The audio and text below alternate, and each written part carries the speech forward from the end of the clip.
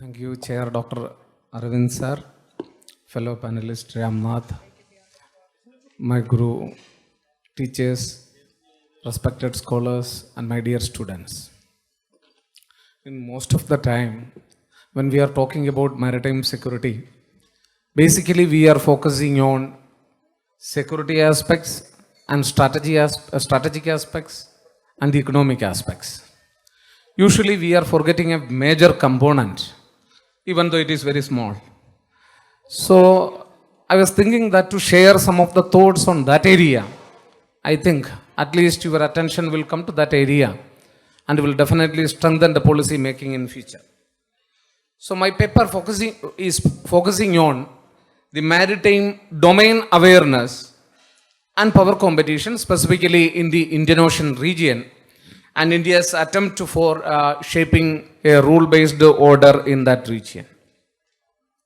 So of course everybody knows that what is the significance of Indian Ocean region, and which emerged as a very pivotal arena of contemporary power competition due to all the factors which already mentioned here, where maritime security, economic connectivity, strategic influence, which are increasingly intersect.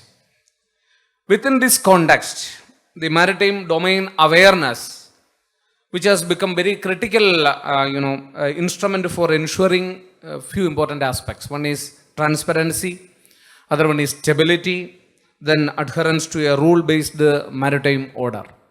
So in order to create these things, I strongly believe that maritime domain awareness is the most important factor than any other thing, especially a country like India is concerned. My paper is attempting how India has positioned this maritime domain awareness at the center of a regional maritime strategy, responding to the intensifying great power rivalry, particularly the expanding naval footprint of extra-regional actors such as China and the United States, and the growing securitization of sea lines of communication. So drawing realist and liberal institutionalist perspectives, my paper attempting India's approach to maritime domain awareness, which reflects a calibrated blend of strategic pragmatism, evident in deepening intelligence sharing and maritime cooperation with the partners such as France, Australia, and Japan, and a normative commitment to international maritime law, especially the United Nations Convention on the Law of Sea. And this paper also attempting India's evolving maritime domain awareness architecture, including institutional mechanisms such as Information Fusion Center, which we established in the Indian Ocean, related to Indian Ocean region, and cooperative naval diplomacy and capacity building initiatives with the smaller littoral states. These measures are basically assessed as instruments of both power projection and cooperative security, aimed at mitigating non-traditional threats such as piracy, illegal fishing, and maritime terrorism, while balancing the strategic competition. Situating this India's maritime domain awareness initiatives within its broader vision of Sagar or Mahasagar, which Ramnath was referring. And my attempt was to, I'm presenting an argument before you that MD both as a strategic and normative tool in which India's role for the Indian Ocean region transcends narrow security concerns, offering a model of inclusive maritime governance that seeks to reconcile power politics with regional stability and international norms. So this is the key argument of the paper. So there is no need to explain more about the significance of the region, but still I want to capture the attention that this is the largest water body, Indian Ocean region, in the world, 70.56 million square kilometer spanning the area, and carrying around 20% of the surface water of the earth and 75% of the global maritime trade, and more than 50% of the oil global consumption that we are doing. And keeping in this mind, we can see that this evolving environment, maritime domain awareness, has emerged as a crucial instrument through which states seeks to monitor maritime activity, deter threats, and shape the normative contours of maritime order.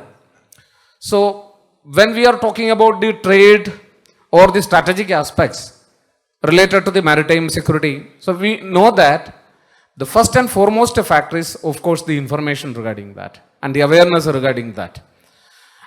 And India is a leading country in providing network security to other countries, especially in the Indian Ocean region.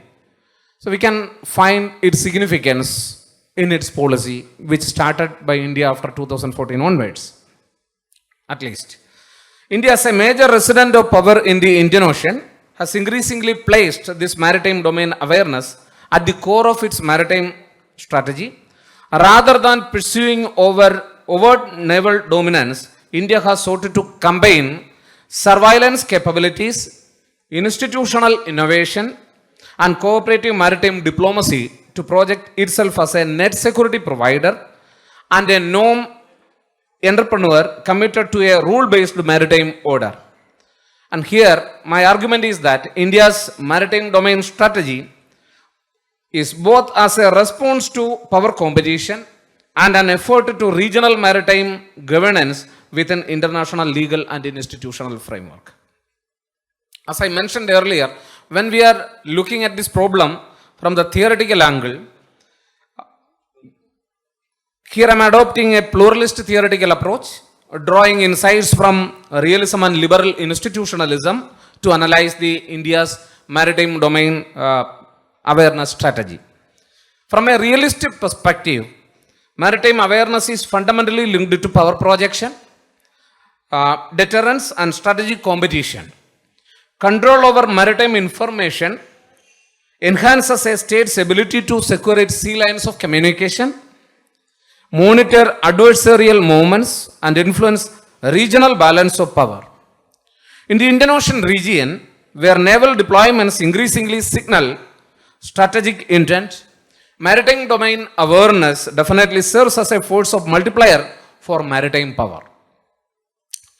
From the liberal institutionalist perspective, by contrast, we can see that it emphasizes the role of institutions, norms, and cooperation in mitigating anarchy and facilitating collective security. From this perspective, maritime domain awareness is not merely a national capability, but a shared public good that enhances transparency, reduces misperception, and enables coordinated responses to common threats. India's approach to this maritime domain awareness reflects a synthesis of both these perspectives, while enhancing its own maritime situational awareness to counter strategic rivals. India simultaneously promotes information sharing mechanisms, regional institutions, and legal norms, particularly on the basis of or in matching with the United Nations Convention on Law of Seas. This duality underscores India's attempt to reconcile power politics with cooperating maritime governance. Regarding maritime domain awareness in the Indian Ocean region, which basically, we may have a doubt that what is specifically this maritime domain awareness, which basically refers to effective understanding of activities, conditions, and actors within the maritime environment that could impact security, safety, economic interest, or marine ecosystem, or anything related to maritime security and development. So, awareness about that is considering as maritime domain awareness. In the Indian Ocean region, the maritime domain awareness assumes heightened importance due to region's vast geographic expanse, uneven state capacities, and prevalence of non-traditional maritime security threats. And in the Indian Ocean region, which faces a complex security environment characterized by piracy, illegal, unreported and unregulated fishing, narcotics trafficking, arms smuggling, and maritime terrorism. These challenges are compounded by weak maritime governance in several littoral states and increasing presence of external naval forces consequently. So, maritime domain awareness is both a technical necessity and a strategical instrument. And both 2-3 important aspects already here discussed how, China is expanding its maritime footprint in that region. Not only in that region, referred about the string of pearls strategy and their One Belt, One Road initiative, everybody knows about that. And their growing presence in that region represents one of the most significant structural shifts in regional geopolitics due to all these factors. Though port investments, logistical access arrangements, and regular naval deployments, China has sought to protect its maritime trade routes and overseas interests. While Chinese officials frame these activities as a defensive and commercially driven, that always they are giving primacy in their argument that it is commercially driven, but we know that definitely it is led by trade follows the flag. The regional actors increasingly view them through a strategic lens. Regarding United States as an extra regional power, has maintained a dominant naval presence in the Indian Ocean region and anchored its commitment to freedom of navigation and regional stability. However, we can see that the competition and the strategic rivalry between the United States and China, which has further securitized Indian Ocean region and drawing regional states into broader Indo-Pacific power dynamics.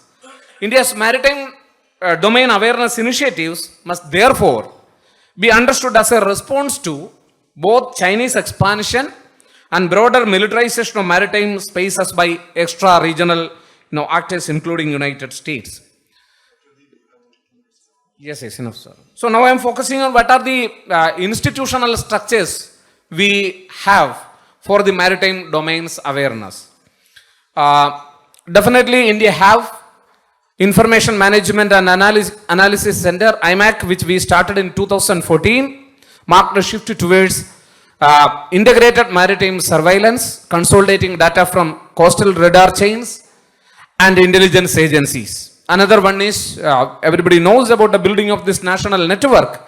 India launched the Information Fusion Center in the Indian Ocean region in 2018, and which is acting as the nerve center of maritime security and hosting a liaison officers from partner countries and facilitating real-time data exchange and information sharing.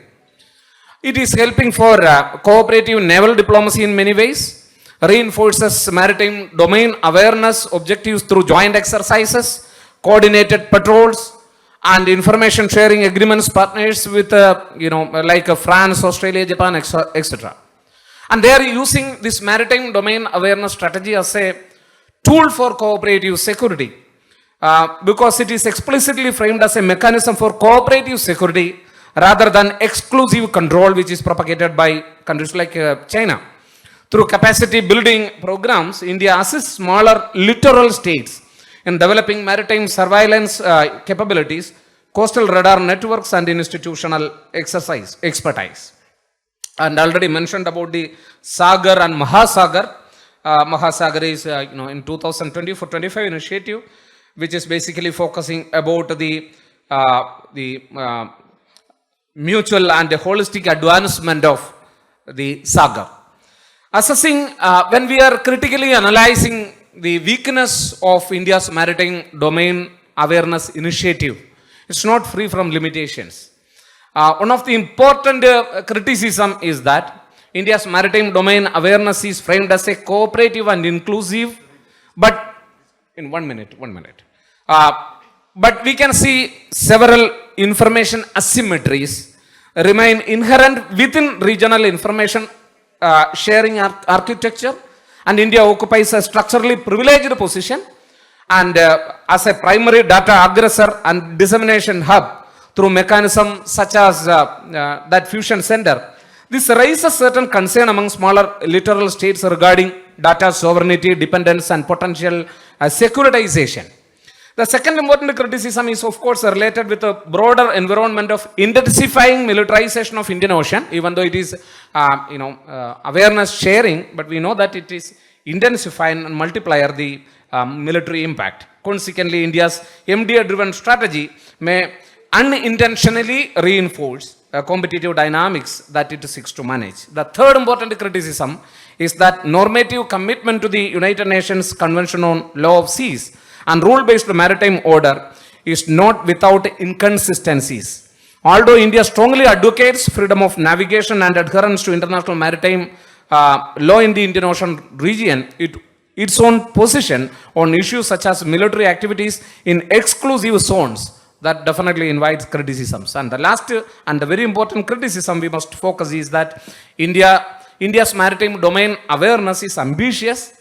Despite institutional innovations, India faces technological gaps in satellite coverage, underseas domain awareness, and real-time data fusion when compared to established naval powers such as United States or Britain or other countries are concerned. Now, whatever it is, in conclusion, we can say that even though many problems are with still India's efforts, we can see it as an entirely different perspective when compared to America or China or any other region in the Indian Ocean region, because India's strategy is combined with both realism and idealism in this matter that give a strategic advantage for India in positioning its own ideas before the international community and at the same time advancing its strategic leverage. Thank you so much.